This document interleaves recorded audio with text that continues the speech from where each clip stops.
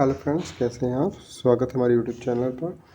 आज हम मौलिक कर्तव्य के बारे में चर्चा करेंगे और यह क्यों इम्पोर्टेंट है, क्योंकि एसएससी रेलवे बैंक जो एग्ज़ाम होते हैं उसमें जीएस के पोर्शन आते हैं, जिसमें से पॉलिटी में से 1 या 2 क्वेश्चन निश्चित तौर पर पूछे जाते हैं। और ख़ास करके अभी जो रेलवे ग्रुप डी के एग्ज़ाम चल रहे हैं उसमें पॉलिटी में ख़ास करके मौलिक कर्तव्य से क्वेश्चन देखने को मिले हैं। तो आइए हम जानते हैं कि मौलिक कर्तव्य है क्या। तो बात आती है, क्या मौलिक कर्तव्य जो हमारे मूल संविधान में था या नहीं? कभी-कभी ऐसे डायरेक्ट क्वेश्चन पूछ सकते हैं, तो इसका जवाब है सीधा-सीधा नहीं। जो मौलिक कर्तव्य है हमारे मूल संविधान में नहीं था। अब मूल संविधान क्या था? तो मूल संविधान वे है जो 26 जनवरी 1950 1950 को जो संविधान लागू हुआ था वह मूल संविधान था, जो हमारी संविधान सभा ने बनाया था। फिर इसके बाद क्या ये मौलिक कर्तव्य जो है मूल संविधान में था? तो नहीं। तो ये कहाँ से जुड़ा? तो इसके लिए जो है एक समिति गठित की गई, जो इसे स्वर्ण सिंह समिति कहा गया, और इन्होंने 1976 में अपनी रिपोर्ट दी, जिसके तहत 42वां संविधान संशोधन द्वारा मौलिक कर्तव्यों को संविधान में शामिल किया गया। और ये संविधान के में कहाँ शामिल हुआ? तो इसके तहत जो एक नया भाग 4 क, यहाँ को की जगह क है, 4th ए में जोड़ा गया और संविधान को इस नए भाग को अनुच्छेद 51 क में जोड़ा गया, जिसमें 10 मौलिक कर्तव्य रखे गए। किंतु 2002 में 86वें संविधान संशोधन के द्वारा एक और मौलिक कर्तव्य जोड़ा गया, जिसमें 6 से 14 वर्ष के बच्चों के लिए शिक्षा का प्रावधान था।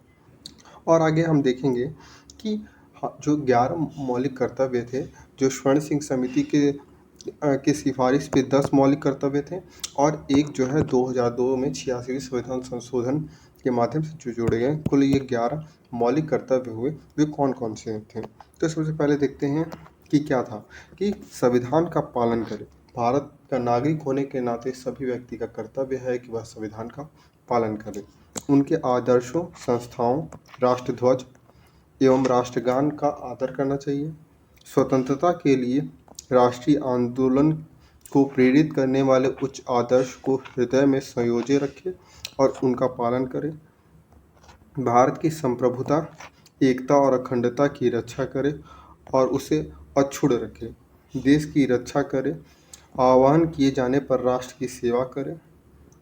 फिर 5वां है, भारत के सभी लोगों को समरसता और समान भ्रातृत्व की भावना का निर्माण करें, जो धर्म, भाषा और प्रदेश या वर्ग आधारित सभी प्रकार के भेदभाव से परे हो।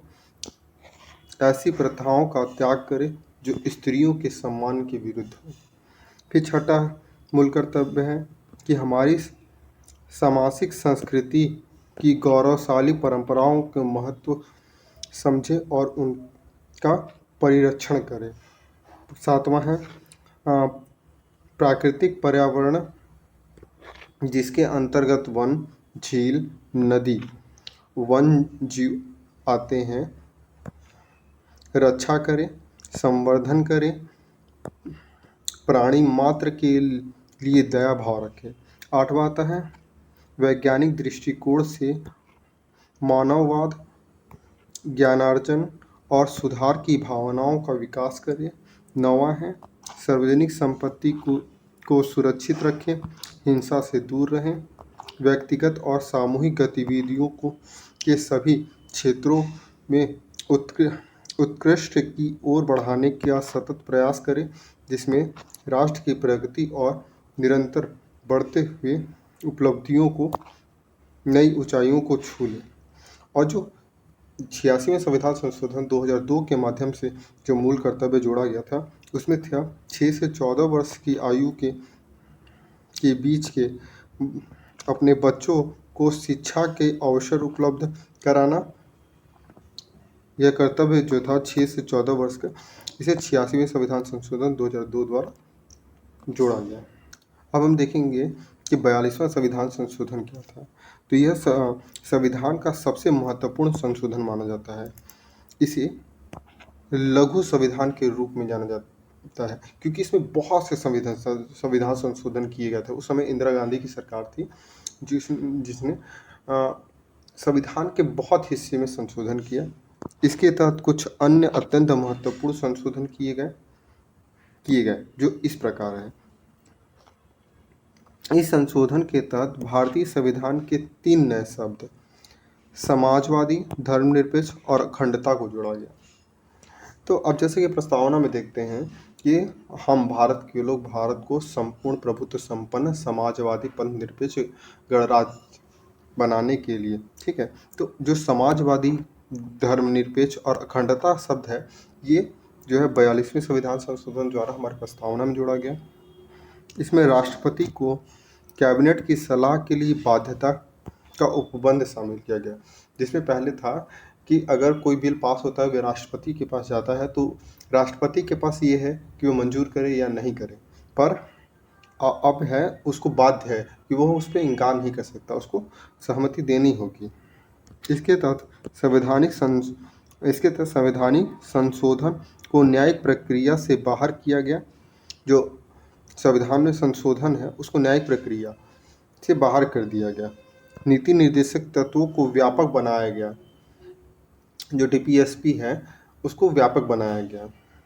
फिर शिक्षा, वन जीवों एवं पक्षियों का संरक्षण, नाप तौल और न्याय प्रशासन, उच्चतम और उच्च न्यायालय के अलावा सभी न्यायालयों के गठन और संगठन के विषय को राज्य सूची से समवर्ती सूची में स्थानांतरित कर दिए गए।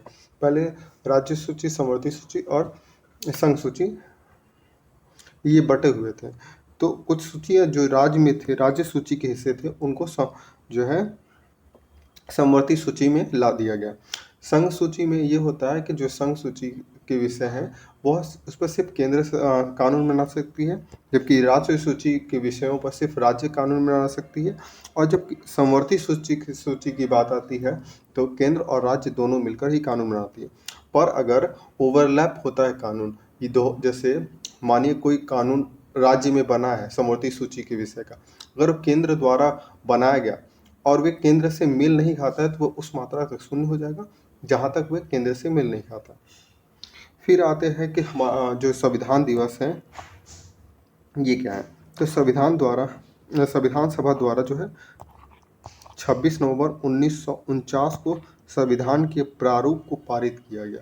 इसी दिन को भारत में संविधान दिवस के रूप में मनाया जाता है। आपको वीडियो कैसा लगा? अगर अच्छा लगा तो लाइक करें, सब्सक्राइब करें और अपना प्यार बनाए रखें। Thank you.